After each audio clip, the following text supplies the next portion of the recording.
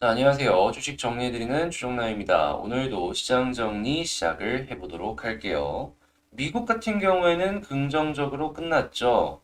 일단 나온 뉴스에 대해서 간략하게 정리를 해보면 미국 FDA는 기저질환으로 중증 질환에 취약한 12세 이상의 코로나 환자를 대상으로 화이자가 개발한 팍스로비드 긴급 사용 승인에 허가를 내줬습니다.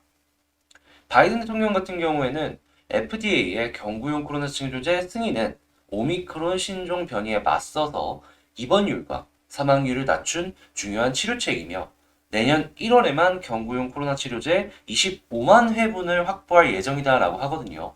이전에 머크와는 다르게 화이자가 내놓은 데이터는 상당히 긍정적으로 해석을 해볼 수 있지 않을까 싶어요.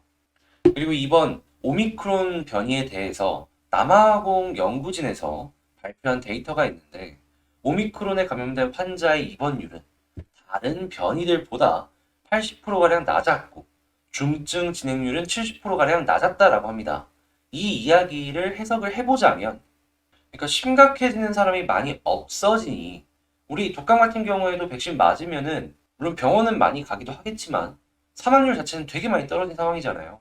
그냥 독감처럼 진행이 되지 않을까 저는 그렇게 생각을 합니다. 우리의 일상이 되어버리는 거죠. 이 연구 개발이나 이런 부분에 있어서 긍정적인 방향으로 차근차근 진행이 되고 있구나 이런 것들은 생각을 해볼 수가 있겠고요.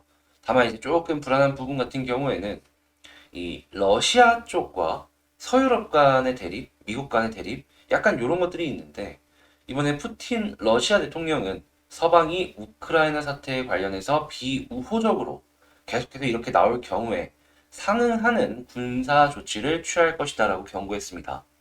가스관도 잠근 상황인데 군사적인 조치까지 취하게 된다면 유럽 내의 긴장감은 올라갈 수밖에 없겠죠. 자, 그리고 미국의 건설 기계 대장이죠. 캐터필러의 투자 의견이 이 목표 주가 240불로 시장 수익률 상회할 것이다라는 의견이 번스타인에서 나왔습니다. 그래서 한국의 두산 밥캣이나 현대 건설기계 이쪽 보면 좋겠죠. 이전에도 이 비슷한 뉴스가 나왔을 때 이 둘이 굉장히 많이 올라가는 뉴스가 나왔었습니다. 자, 그리고 가스 관련주는 제가 저번 주 토요일 날 기억하실지 모르겠는데 말씀을 드렸어요. 가스 심상치 않다고. 지금 뭐 나온 뉴스는 없는데 이거 뭔가 차트가 지금 쎄하다 수급이랑 한번 보자 했는데 제가 저번 주 토요일 날 한 번 더 말씀을 드렸었죠. 가스 계속 봐도 된다고. 어제 GSE 상한가 쳤고요. 몇몇 가스 관련주들이 오늘도 올라가주는 모습을 보여주고 있는데 제가 오늘 같은 경우에도 의심 가는 섹터라고 해서 하나 올리거든요. 이런 것들까지 해서 보시면은 손해보는 일은 없을 거예요. 이게 도움이 된다라고 제가 확실하게 얘기를 안 드려도요. 손해되는 일은 없으실 거예요. 한번 보시고 좋아요와 구독 안 눌러주신 분들은 구독 한번 눌러주시면 감사하겠습니다. 제가 고르고도 와, 잘 골랐구나. 이 뿌듯하더라고요. 아무튼 요거 기억해 주시고 그 오미크론에 대해서 아까 말씀을 드렸었는데 이 오미크론 변이가 전 세계적으로 3주 내 이 델타를 밀어내고 우세종으로 올라갈 것이다라는 의견이 나왔습니다. 3주가 아니더라도 이 속도라고 하면은 몇 달 내에는 이 오미크론이 우세종이 될 것이다라고 보여지고 있는데요.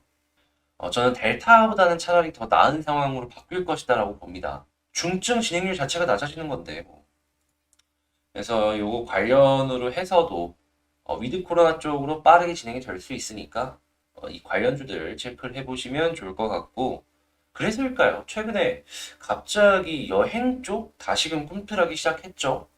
예, 제가 아시아나랑 대한 같은 경우에는 그 이전에 꿈틀하기 전에 갑자기 소급 들어오는 거 보고 왜 들어오지 싶다가 그 멤버십 쪽에서 말씀을 드렸었는데 괜찮은 흐름이네요. 아무튼 이런 쪽들 오미크론 관련 엮여가지고 움직일 수 있으니까 꼭 기억을 해놓으시고요. 자, 그리고 원통형 배터리 가격이 올라간다라고 합니다.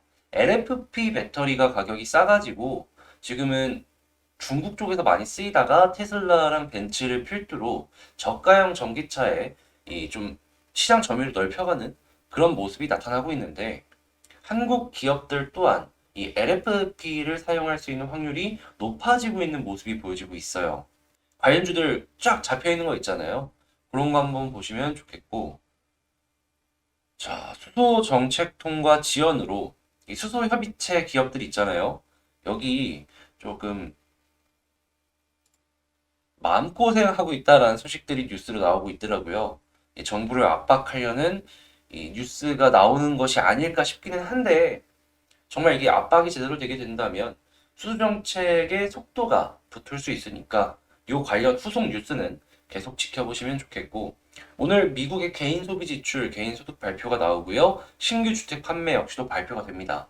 아무래도 모든 것들이 현재 이제 고용률이라든가 아니면은 현재 경제 상황에 대해서 알 수 있는 중요 지표이기 때문에 이거 어떻게 나오는지 보시면 되겠고요. 내일 미국 증시 휴장을 하고 몇몇 유럽들 같은 경우에는 조기 폐장이 간다라고 하니까 요거 맞춰가지고 스케줄 생각하시면서 오늘 매매 진행을 하시면 될 것 같습니다.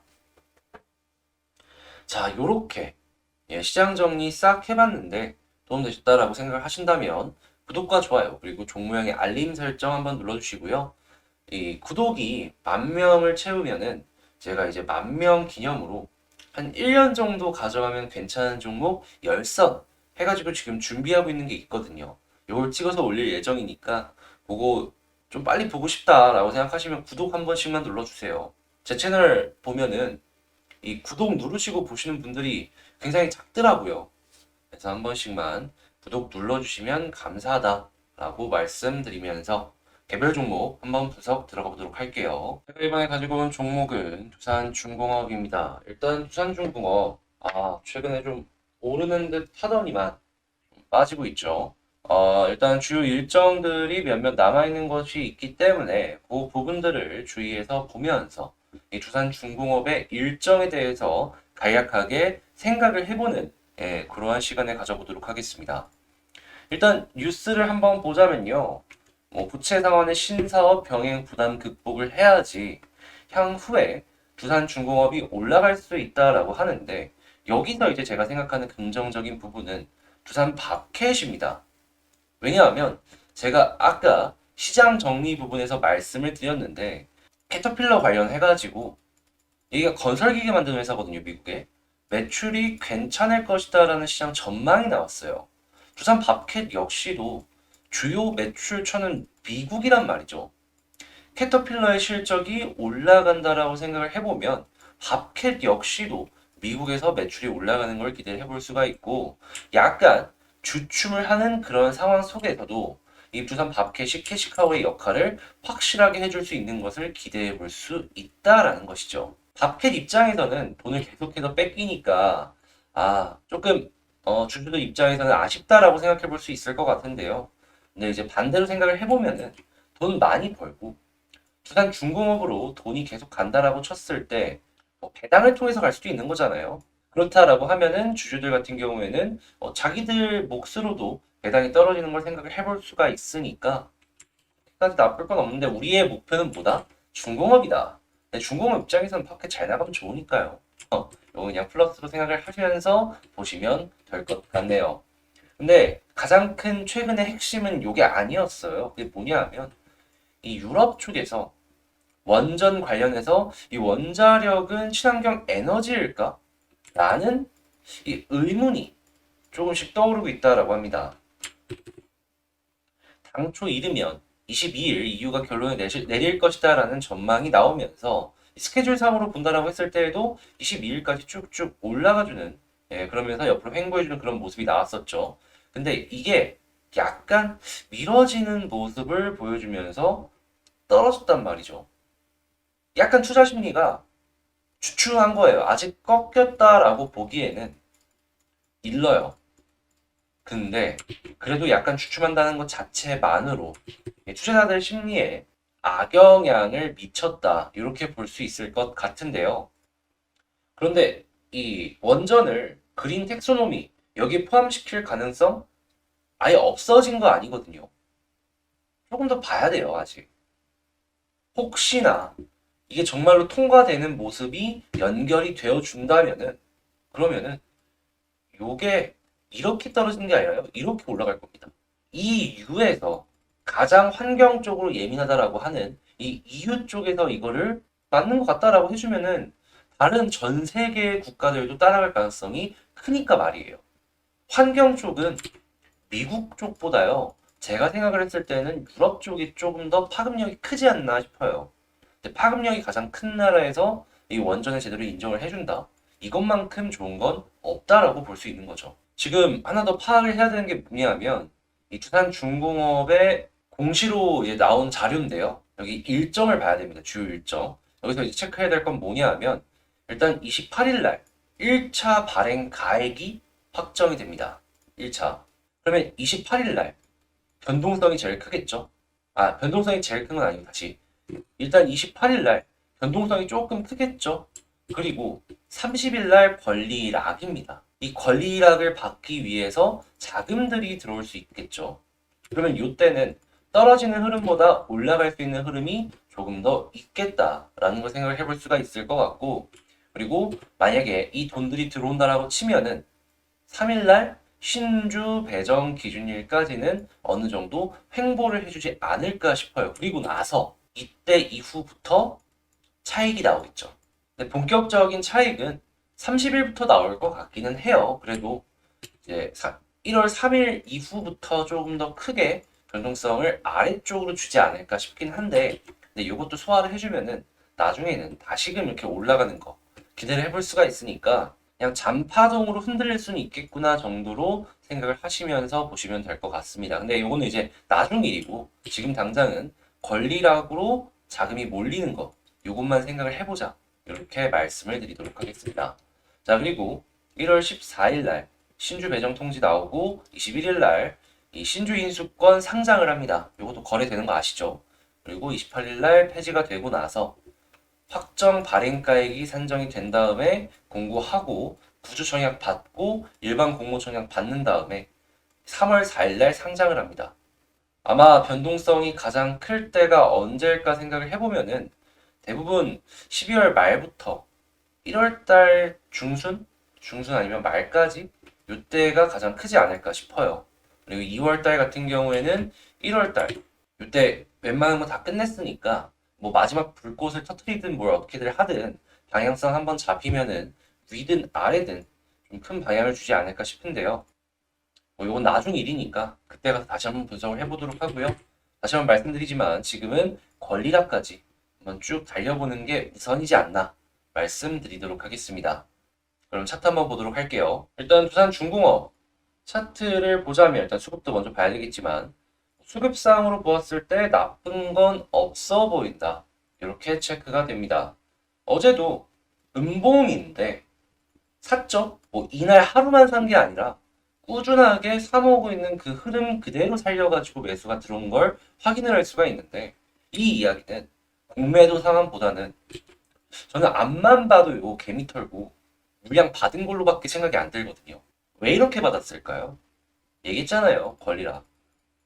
분명히 이거 받으려고 지금 개미 털면서 이렇게 돈이 들어오는 것 같아요. 제가 생각을 했을 때는. 그래서 음봉 나오는데 또 비슷한 흐름 나온다? 요거 같은 경우에는 그냥 개미 털면서 기관이랑 외국인이 돈 모아가는 시그널로 볼 수 있으니까 이런 것들은 참고하시면서 보시면 괜찮을 것 같습니다. 물론 제가 100% 맞는 건 아니지만 보통 이런 모습 나오면은 제가 말씀드린 그 패턴 그대로 가는 경우가 많았어요. 그래서 이제 저는 과거 패턴을 필두로 향후 이제 미래를 좀 많이 보는 편이라 그냥 이렇게 생각을 한다라는 거 참고해 주시면 될 것 같고요. 자, 차트를 보게 된다면 지금 21선을 뚫고 솔직히 가줄 줄 알았는데 못 가줬잖아요. 그럼 이제 지켜줘야 될 부분은 여기다라고 말씀을 드렸어요. 근데 오늘도 잘 지켜주고 있습니다. 가격 지켜주고 있는데 여기서 이제 또 긍정적으로 볼 수 있는 부분이 뭐냐면 21선이 조금씩 떨어지면서 다시 올라가는 데 있어서 작은 힘으로 올라갈 수 있는 그러한 환경이 생겼단 말이죠. 근데 21선 뚫으면 어떻게 된다? 우리 계속 봤던 거. 볼린저 하단 찍고 21선 돌파하면은 볼린저 상단까지 간다. 찍고 돌파하면 간다. 아, 물론 볼린저 좁혀지기 있긴 하지만 이렇게 양봉 나오면 좋잖아요. 그리고 혹시나 권리락 때 돈 많이 들어와가지고 볼린저 요 상단까지 뚫고 위에서 자리 잡아주는 모습 보여주고 있는데 그 이후에서 원전이 친환경이다 라는 얘기까지 나와주면 양봉 하나 더 나오는 겁니다. 아, 너무 좋다 이거. 근데 제가 재료매매는 웬만하면 하지 말자라고 말씀드렸잖아요. 요거 같은 경우는 만약에 21선 뚫으면 1차적인 목표가로 일단 여기로 단기적으로 보면서 비중 조절하고 이 위는 좀 부담이 없는 선으로 조금 더 지켜보는 것이 어떠할까 말씀드리고 싶네요. 자, 그럼 정리를 해보면 제가 선 그어놓은 데 있죠? 여기 음봉의 시작점. 여기 위에서만 움직이면 크게 걱정할 거 없다. 만약에 떨어지게 된다면은 여기까지는 떨어질 수 있는데 여기. 근데 요 아래로만 안 떨어지면 된다. 그러니까 1차적인 지지라인 여기, 2차적인 지지라인 여기. 이렇게 생각하면서 보면 되겠다라고 말씀드리면서 이 두산 중공업 마치도록 하고요. 제 영상 도움되셨다고 생각을 하시면 구독과 좋아요 한 번씩 눌러주시고요. 아, 그리고 제가 멤버십을 운영을 하고 있는데 공부할 만한 종목들 계속해서 이제 같이 공부하자라는 개념으로 업로드 진행해드리고 있거든요. 관심 있으신 분들 같은 경우에는 한번 그거 고민해 보시면 좋겠습니다. 저번 주랑 저번 주에 제가 가스 계속 보자라고 했잖아요. 그리고 어제 GSE 상한가 쳤죠. 그리고 오늘 나머지 가스 관련주들도 꿈틀꿈틀 해주고 있고 그런 것들 이제 올려놓고 있는 거니까 한번 생각을 해보세요. 자, 그러면 저는 다음에 더 좋은 영상으로 다시 찾아뵙도록 할게요. 마지막으로 GSE 자랑 한번 하면서 끝내도록 하겠습니다. 저 이거 여기서 말씀드렸어요. 자, 그럼 진짜로 영상 끝내도록 할게요. 영상 봐주셔서 감사합니다.